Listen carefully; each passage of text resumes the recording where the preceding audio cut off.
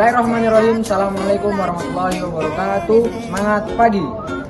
Halo teman-teman, perkenalkan nama saya Fikri Alfiansyah Manik dengan NIM 253307621015 dari Fakultas Agroteknologi Prodi Agribisnis. Baik, kesempatan kali ini saya akan men-share sedikit pengetahuan pada teman-teman sekalian mengenai stasiun perebusan kelapa sawit. Baik, tanpa berlama-lama langsung saja ini dia videonya.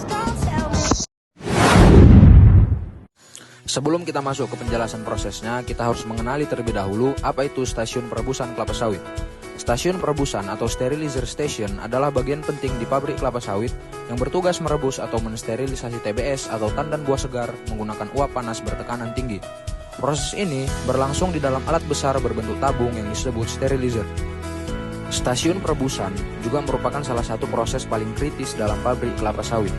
Kesalahan pada perebusan dapat menyebabkan beberapa dampak seperti rendemen minyak menurun, mutu minyak menjadi lebih buruk, kerusakan pada mesin stasiun berikutnya, dan juga bisa kehilangan banyak minyak.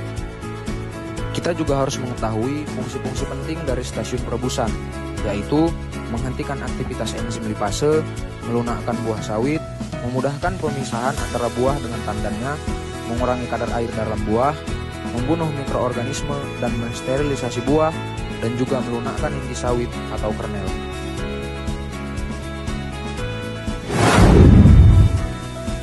Masuk ke penjelasan prosesnya, di mana setelah TBS ditimbang di timbangan pabrik, TBS kemudian dimasukkan ke dalam loading rem untuk menyusun aliran buah, dan setelah itu TBS dimasukkan ke dalam lori, yaitu keranjang atau kereta besi yang nanti akan masuk ke sterilizer.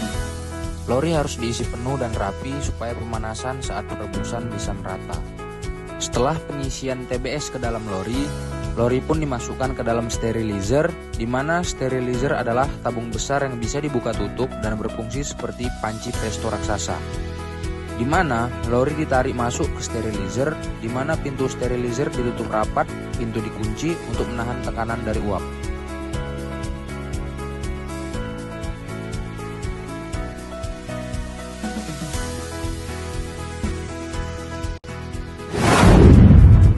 Masuk ke proses awal perebusan, yaitu pengeluaran udara dari sterilizer.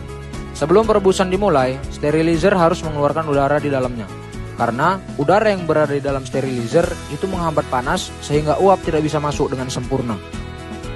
Setelah selesai melakukan proses pengeluaran udara, masuklah ke tahap terpenting, yaitu perebusan utama atau sterilisasi.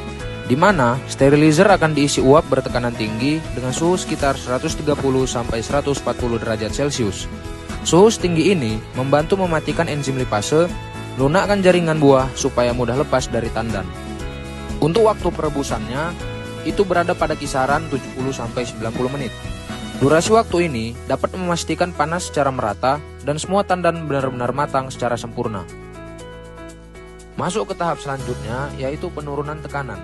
Di mana setelah perebusan selesai, tekanan uap di sterilizer diturunkan secara perlahan dan uap panas dikeluarkan agar suhu kembali ke kondisi aman.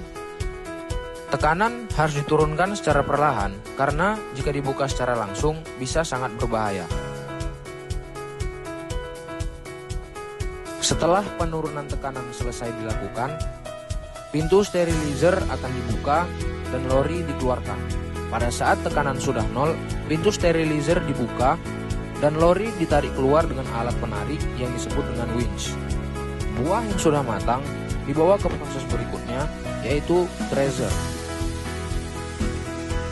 Setelah TBS keluar dari sterilizer, buah akan dimasukkan ke thresher untuk memisahkan buah dari janjangan.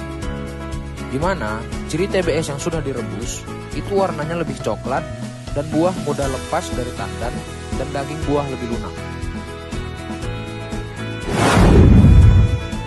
Kesimpulannya adalah stasiun perebusan adalah bagian vital dalam pengolahan kelapa sawit. Tanpa proses ini, pabrik tidak bisa menghasilkan minyak sawit dengan kualitas yang baik.